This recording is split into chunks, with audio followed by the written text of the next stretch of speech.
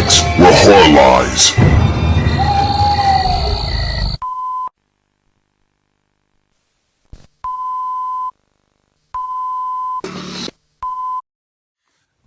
Hey everybody, welcome to BodyBags. It's week 132 here on the channel. It's Saturday, I'm OUTSIDER365. Hello everybody. Movie I'm going to talk about this week is the 2014 version of The Town That Dreaded Sundown. Now if you have not seen this, let me tell you about it. It's not a sequel to the original movie if you have seen the movie. Or no, it's kind of a sequel. I should say it's not a remake. Yeah, which originally when I saw the posters of it, I didn't geek out or read out too much about it. I was just like, oh, they're remaking it. It's not a remake. If you're familiar with the original, it's loosely based on the serial killer they dubbed the Phantom, who Friday the 13th Part 2 borrowed the potato sack with the eyes cut out in Town That Dreaded Sundown, eye cut out in Friday the 13th Part 2, and killed, I think it was like 5 or 6 people. And they kind of marketed the original movie that the killer still probably walked the streets and the wrong man was maybe caught for the crime or whatever.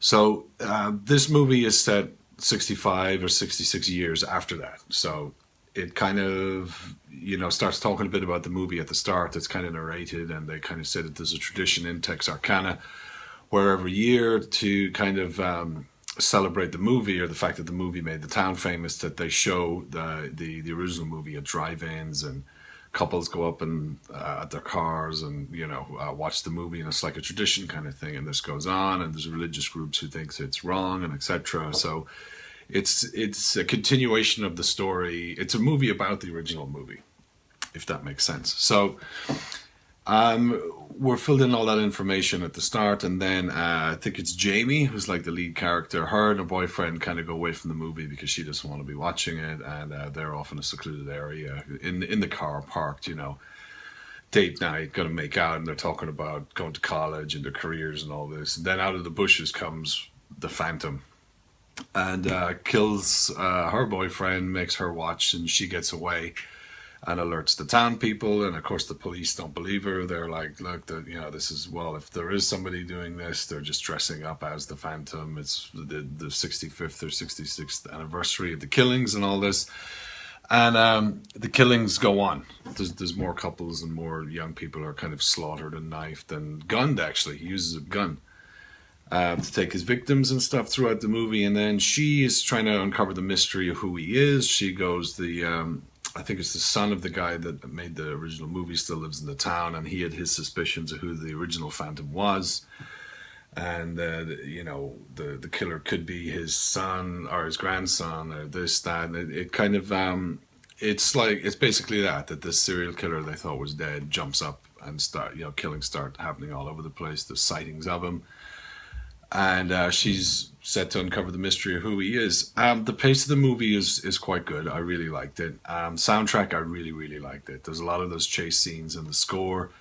It's got that tension music, and it sounds like there's banging going on in the door. And it's kind of mixed in with the percussion of the music, and it really, really adds to a lot of the chase scenes in it. I thought directing on it, I thought was great. Who directed this? It was Alfonso Gomez Rion.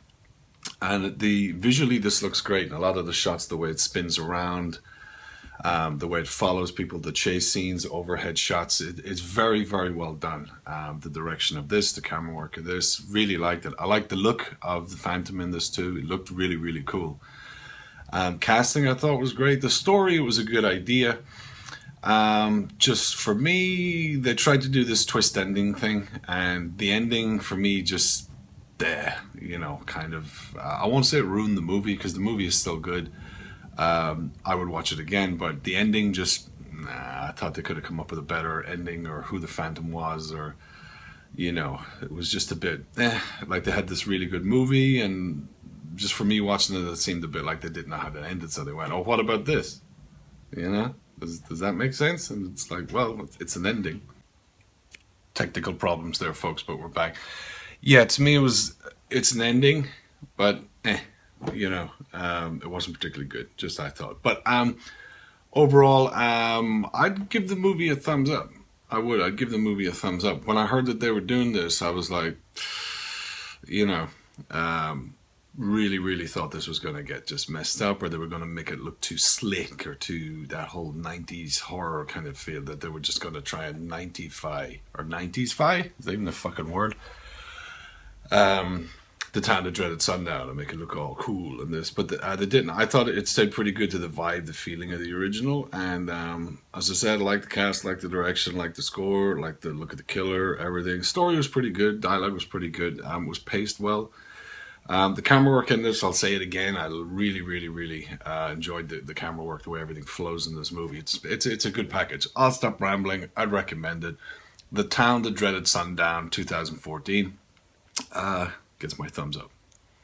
Thanks a lot for checking out the review. Back with another one soon. Have a good week. OUTSIDER365. Take care. Bye now. See ya.